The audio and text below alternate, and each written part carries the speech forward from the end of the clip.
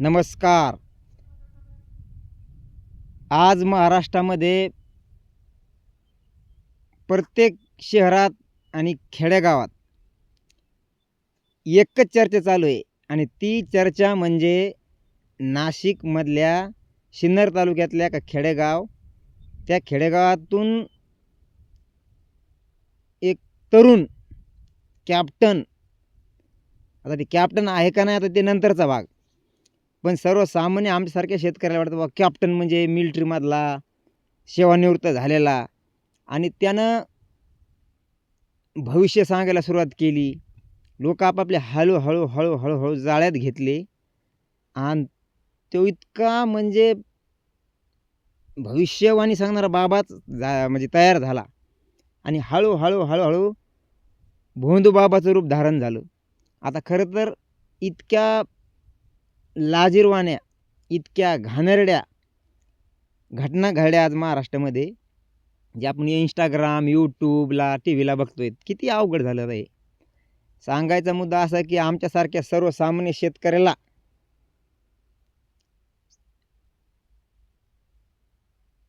आता आपल्याला लाज वाटण्याची गरज नाही, कारण जे करीन ते भरीन. अहो, मोठमोठाले मंत्री, मोठमोठ्या कंपनीचे मालक त्याच्याकडं एक मंत्र उपचार केलं, जेल प्राशन करत होते. मोठमोठ्या गाड्या पाठवत होते, मोठमोठाले हेलिकॉप्टर पाठवत होते. कशाला? तर ह्या बाबाचं ते आता असं तर ऐकण्यात आलं की ते बाबा इतका भयानक होता. आता बाबा म्हणतात नाही त्याला, भोत बाबा म्हणतात नाही त्याला, तो बाबा म्हणजे विकृत बाबा, माणुसकीला काळीमा फासलेला. माणुसकी तर सोडून द्या हो, पण कोणाची आई, कोणाची बहीण, कोणाची बायको त्यानं इतके खोटे बसे सांगून महिलांना आपल्या जाळ्यात केलं. पण लोक बी किती येडे हो. अहो, इतके मोठे दवाखाने निघलेत, इतके फॅसिलिटी आता आल्यात, इतके प्रगत जमाना, इतकं विज्ञान पुढं गेलं आणि लोक आजही त्याच जुन्या पारंपरिक अंधश्रद्धा विश्वास ठेवायला, त्याच्यावर विश्वास ठेवायलेत. किती अवघड आहे. आता मला सांगा, त्यो बाबा ज्या महिलेला लेकरू होत नाही त्या महिलेला बाबा समजा त्यो मंत्रोपचार करतो आणि हळूहळू गोड बोलून त्या बायाला जाळ्यात फसून त्याच्यावर लैंगिक छळ करतो, त्यांचं शोषण करतो. आपल्या गावरान भाषेत त्यानं शेकडो बाया संग लफडे केले, शेकडो बाया वापरल्या. आता याच्यापेक्षा काय खालच्या स्तराचं बोलावं. पण बाया येडे आणि त्याचे नवरी येडे. खरं सांगा. अहो, मला सांगा, दवाखाने असताना बाबावर विश्वास ठेवून आपल्याला मूलबाळ होईल हे असं तुम्ही कसं काय म्हणजे म्हणू शकता? कोणत्या आधारावर? काय तर रिझल्ट आहे लोकायला, लेकरं झाले बाबामुळं. आता योगायोगाच्या गोष्टी, एखाद्याचा असेल काय प्रॉब्लेम, झालं बी असेल, पण ह्यो बाबा इतका विकृत बाबा, याला भोंदू बाबा नाही, काय नाही, याचं नाव विकृत बाबा, निष्ठुर बाबा आणि लिंग पिसाड बाबा, महिलांचं शोषण करणारा बाबा.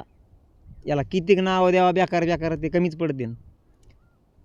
हा नाटके किती बा. पोलिसांना आता पकडला, कचडून हाणलाय चांगला रेटीला, आणि पुन्हा म्हणतो नाशिक जिल्हा आणि कायद्याचा बालेकिल्ला. काय लोक आहेत बाबा दुनियात या.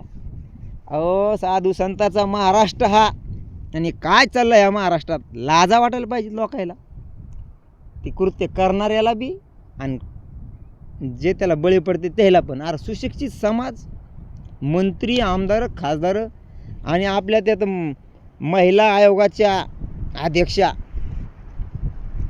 रुपालीताई चाकणकर, आता त्यांच्यावर अधूनमधून लोक टीका करत असतील, त्यांच्या सुंदरतेवर, त्यांच्या साडीवर, त्यांच्या वागण्यावर, त्यांच्या कामावर. अहो, टीका करणारच ना लोक. तुम्ही कामच तसे करायले. तुम्ही महिला आयोगाच्या अध्यक्षा, बाबाचे स्वतःच्या पदरानं पाय पुसायल्या. अहो, विषय तेव नाही, पण मोठे जर असे वागू लागले तर मग सर्वसामान्याचं काय? हे इतकं फक्त आम्हाला म्हणायचं. सर्वसामान्य शेतकऱ्याला आता हे पहा, हिंदू धर्मामध्ये श्रद्धाळू लोक असतात, पण इतकी पण अंधश्रद्धा नसू नये हो. आता सगळाच गुन्हा काय त्या बाबा त्या असं म्हणता येतं का? नाही. आता त्यानं गंजा वाईट कामं केलेत. शेवटी कसं असतं की एखादा वाईट काम करण्यासाठी त्याला प्रवृत्त करणारा पण हे माणूस असतो. म्हणजे एखादा अन्याय जर करत असेल तर त्या अन्याय सहन जो करील ते अन्याय करण्यापेक्षा गुन्हेगार असतो. पहिल्या फटक्यात जर अन्याय झाला आणि त्याच्यावर जर समजा सडेतोड काय म्हणते त्याला हे घेतलं, ते का आता इंग्रजी आपल्याला कमी येते, इंग्रजी वापरत नाही, जाऊ द्या. आता आपली गावठीच भाषा बरी. उलटं फिरले समजा तुमच्या अन्याय व्हायला आणि तुम्ही समजा त्याला परती उत्तर द्या, तर ती डबल अन्याय करणार नाही ना. पण तुम्ही सहन करीत राहिले माणुसकीच्या भरात, ते धमक्या देता राहिला, नवऱ्याला मारीन, फालानं करीन, बिस्तानं करीन. अहो 1 झाले 2 झाले इतकं होऊ शकत नाही, इतकं फसू शकत नाही हो कोणी कोणाला. हे फक्त उघडं पडलं त्या बाबाचं, त्याच्याकडे जाणारे पण तितकेच गुन्हेगार आहेत, हे लक्षात ठेवा तुम्ही. कारण एका हाताने टाळे वाजत नसते. एका बाईवर म्हणजे एका बाईवर ते समजा बळजबरी करेल, ती गप्प राहील, तिची काय मजबुरी असली तर दुसरी मजबूर होईल, बाबा नग बाबा आता आपला मारीन, खून करीन, काय नो बाय नो, तिसरी करीन, चौथी करीन. अहो 58 व्हिडिओ त्या पॅन्ड्रामध्ये सापडेत पोलिसांना. काय म्हणजे किती अवघड आहे महाराष्ट्रामध्ये.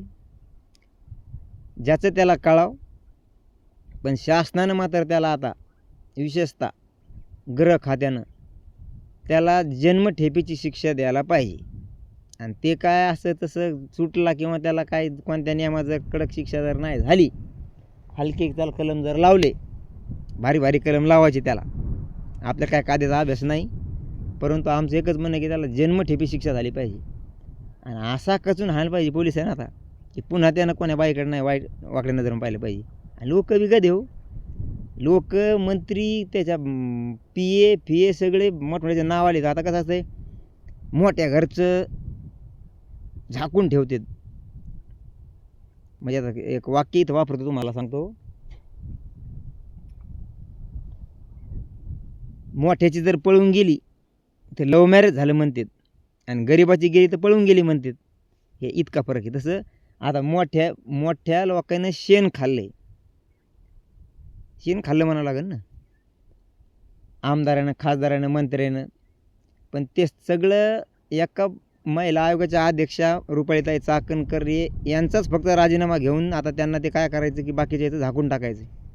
आता सगळं मंत्रिमंडळ अख्खे सगळ्या पक्षाचे लोक निघतात, थोडेफार सुटते त्याच्यात. पण त्या बाबाचे भक्त बरेच होते. पण बाबा पहा ना, त्याचं काय भगवे कपडे आहेत त्याच्या अंगावर का काय म्हणून. अहो सुटापटतला बाबा, VIP बाबा, आणि त्यानं घात्या गावा काय मग आता. अहो लय आम्हाला बी भाषा येते. अरे आम्ही बी महाराष्ट्रामधले शेतकरी आहेत. काय आता बोलू नाही, बोलायची वेळ ती राग येतो, तळपायच्या आग मस्तकाला जाते.